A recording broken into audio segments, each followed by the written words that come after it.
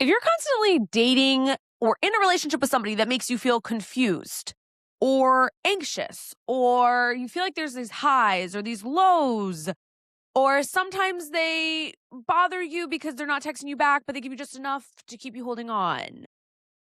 Yeah, that's because you are probably dating somebody who has avoidant attachment style. Today, we're going to be talking about the biggest signs that somebody has avoidant attachment style and what that can look like if you're dating them or in a relationship with them. And then, of course, we're going to get into our taco section, which taco stands for talking about coming and orgasms and why the sex can feel so intense when somebody's avoidant.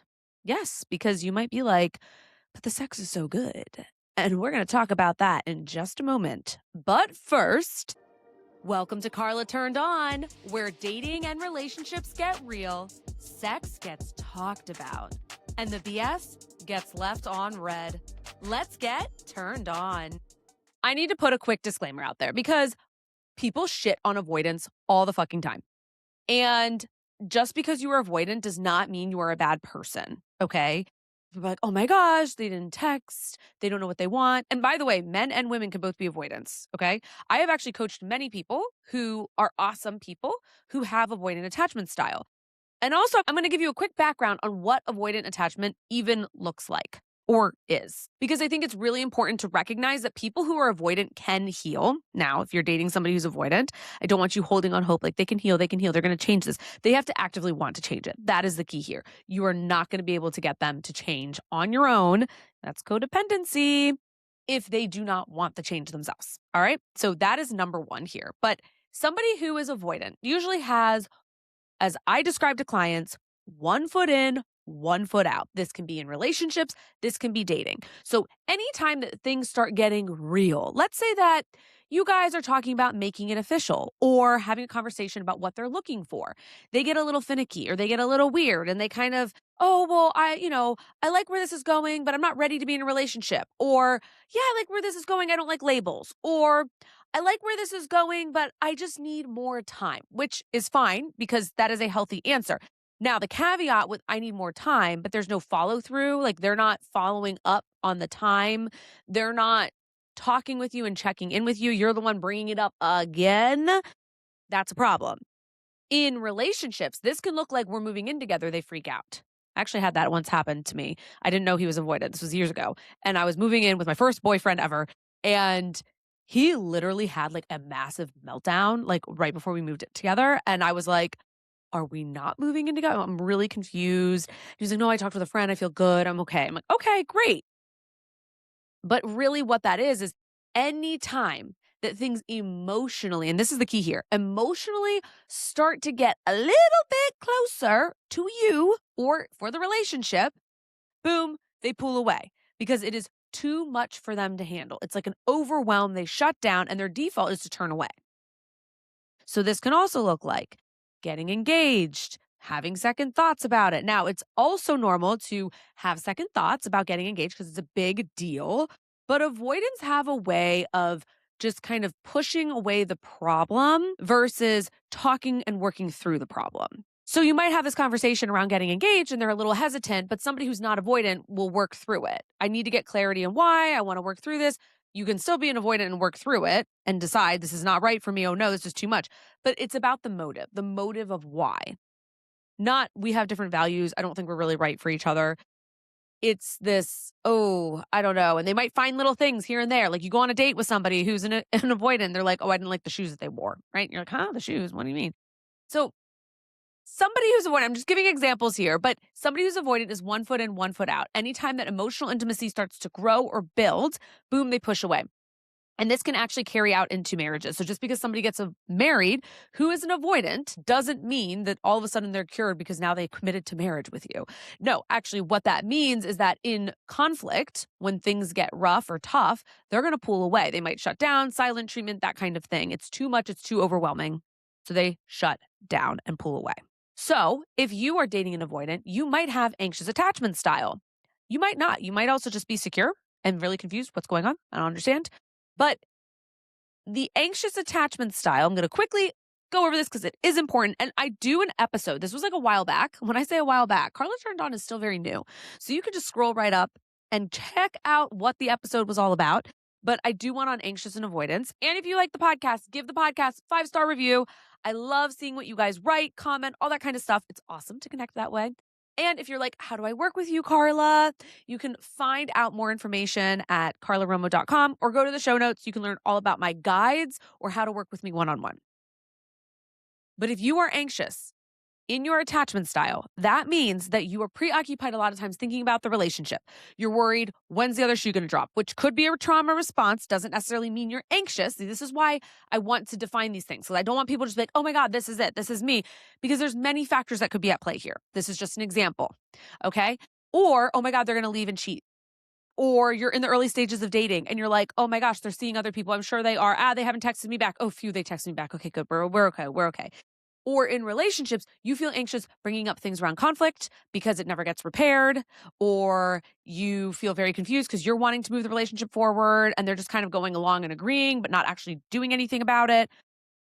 That can be anxious attachment because all of a sudden you feel anxious and you're like, oh my gosh, I feel these highs and these lows. I feel crazy. I feel confused. And if you're secure in your attachment, then you're kind of these 2 feet, you're not kind of, you're 2 feet in. You're like, all right, if this person doesn't want to commit, I don't want to keep going out with them. I love them. They're great. Oh my God, they're a great partner, but I want somebody who can commit. I need more for myself. Doesn't mean you're not upset. Doesn't mean you don't get anxious yourself or anything like that, but you're not in an anxious attachment state. Here are the 5 ways that you are dating or in a relationship with somebody who has avoidant attachment style. And you need to watch out for this. Number 1, they come on strong and pull away. This is what I like to coin as the crash and burn, baby.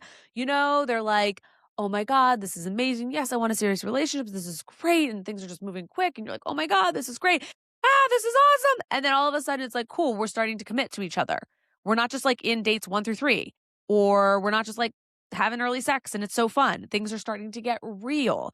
I want you to meet my friends. I want to meet your friends. I want to start integrating our lives together. And they're like, whoa, too much. Pull away. They also might ghost you. Lots of people who have avoidant attachment will ghost in relationships because it's way too much and it just is such a relief for them to be able to just push away, walk away. I'm not saying it's right. It's a way that they cope. And when they come on strong, of course, there's future talk. Of course, it's what could things be in the future. And yes, it is healthy to have future talk to an extent when you're dating somebody, because you want to make sure, okay, yeah, there's a commitment. We're not just like seeing each other, just in this space. We see each other, okay, next week, what are you up to? Maybe in 2 weeks we go to this concert together, right? You're creating sort of these future plans together. But when it's like way in the future, oh my God, when we go and travel here together, we do this, and it's still so early on, like, slow your roll. Slow your roll. Do it. You will not regret it. Number 2, you constantly feel confused. Yes, this is the hot. This is the cold. This is you're like, wait, they didn't text back, but they said they wanted to get together. And now it's the day that we're supposed to get together and I haven't heard from them. This is being in a relationship with somebody who's avoidant and feeling confused because you guys had a whole conversation 2 months ago about wanting to have kids and wanting to get married soon. And then all of a sudden things have just changed and turned and they like downplay it. Oh, well, I didn't really mean that. Or I don't know. I'm still thinking about it. And you're like, whoa, where did this shift happen? It can feel very disorienting. It can feel very confusing. No, you're not crazy. I promise you're not crazy. But it can make you feel crazy because there's so much inconsistency. So much inconsistency. And when you have a lack of inconsistency, it doesn't make you feel secure. It makes you feel what? Anxious, baby. It makes you feel anxious. Number 3, this one is a big one. Hey, real quick, don't forget to like and subscribe. And if you want dating support, don't forget to look in the notes below where you can learn all about my guides and how to work with me. And if you want to follow me on my socials, you can find me anywhere at I am Carla Romo. Let's get turned on. They struggle with emotionally intimate conversations. Yes, those deeper conversations that we're talking about here, where you're talking about defining the relationship, what you want for a relationship, talking about getting married, talking about, do we see a future together? They might avoid these like the plague, or they might go along with it because they're not able to express their needs. It's too much for them. So they just start to agree with you. And yes, this can make you feel fucking crazy because you're, like I said earlier on number 2, that you're like, but we had a whole conversation about this and they went along with it. It's like, no, they'll go along with the conversations. They might not actively participate and collaborate with you in those conversations. They are uncomfortable with vulnerability because it's too exposing. Like I said, this is not an excuse. It's just what's going on in the mind of an avoidant. And the reality is you cannot build intimacy, emotional intimacy with somebody who avoids emotional depth. You just can't. Number 4, they pull away after closeness. Oof, this one burns. This one really, really can upset people because you open up, you have this deep conversation, and then all of a sudden it's like they just pull away. And this can be in relationships, this can be early in dating when you're getting to know somebody and you're sharing something about something vulnerable. I'm not saying that you're trauma dumping or anything like that early on in dating, but you share something and they pull away. And this will look like defining a relationship.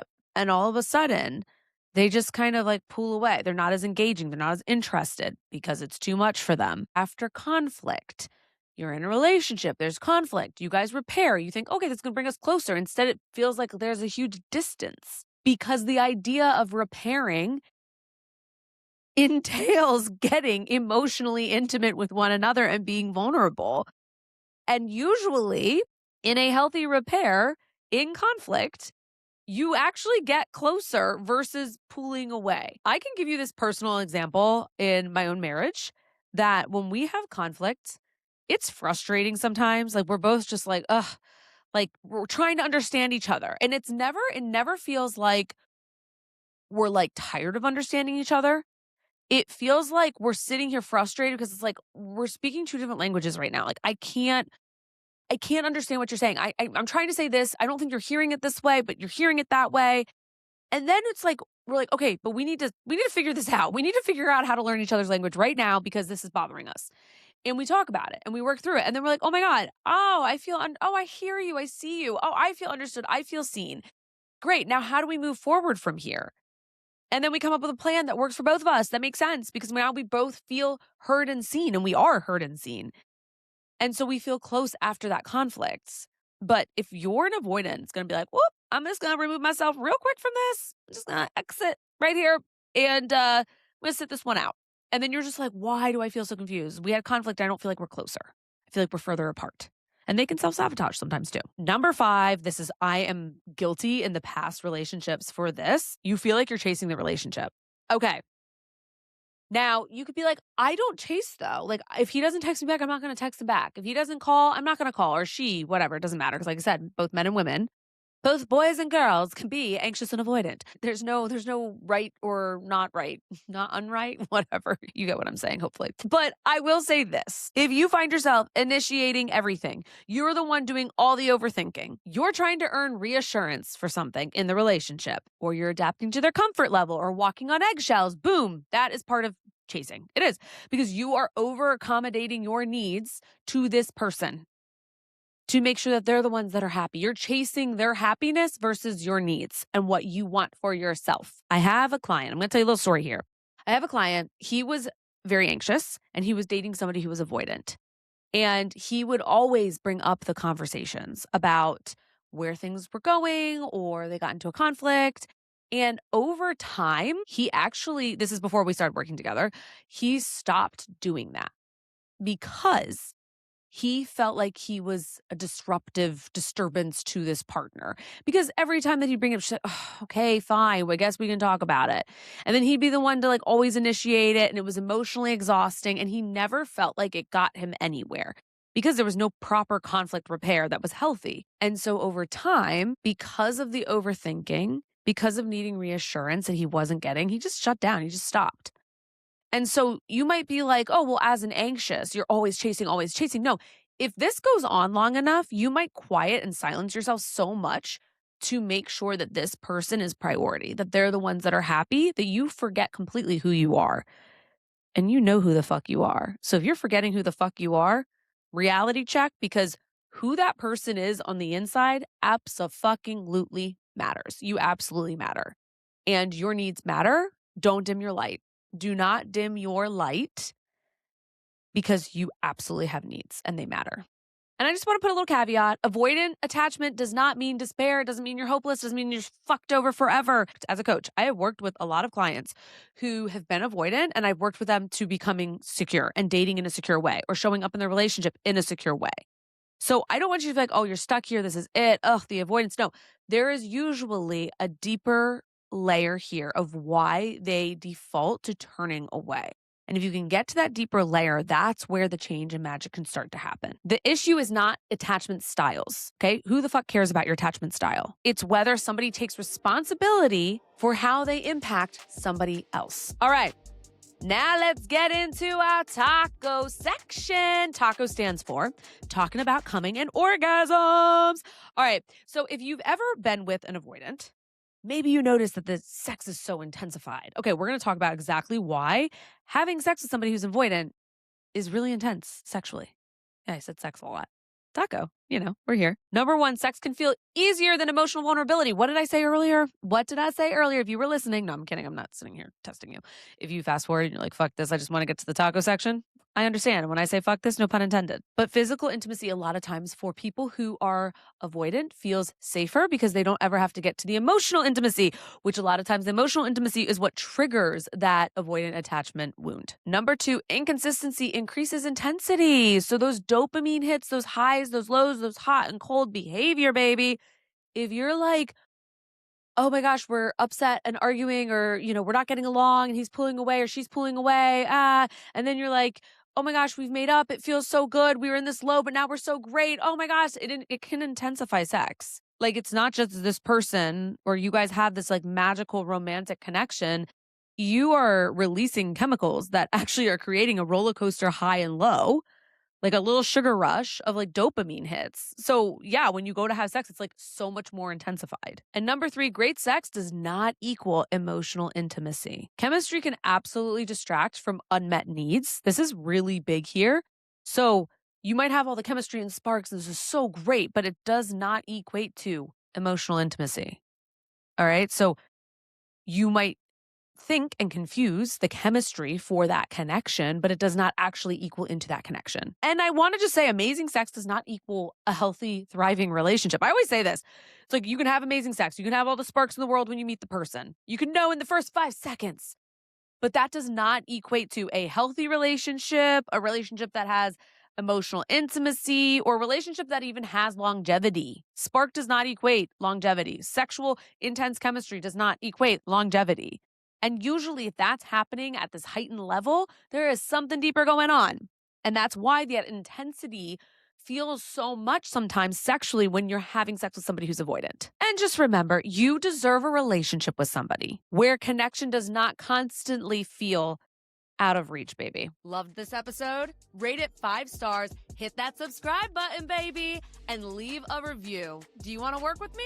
Grab my dating courses, apply for my coaching at carlaromo.com, or find it all in the show notes, and give me a little follow at I am Carla Romo on Instagram, YouTube, and TikTok. Catch you next time, and stay tuned. Carla Turned On is for educational and entertainment purposes only. This is not a substitute for therapy. For professional support, please reach out to a licensed mental health provider.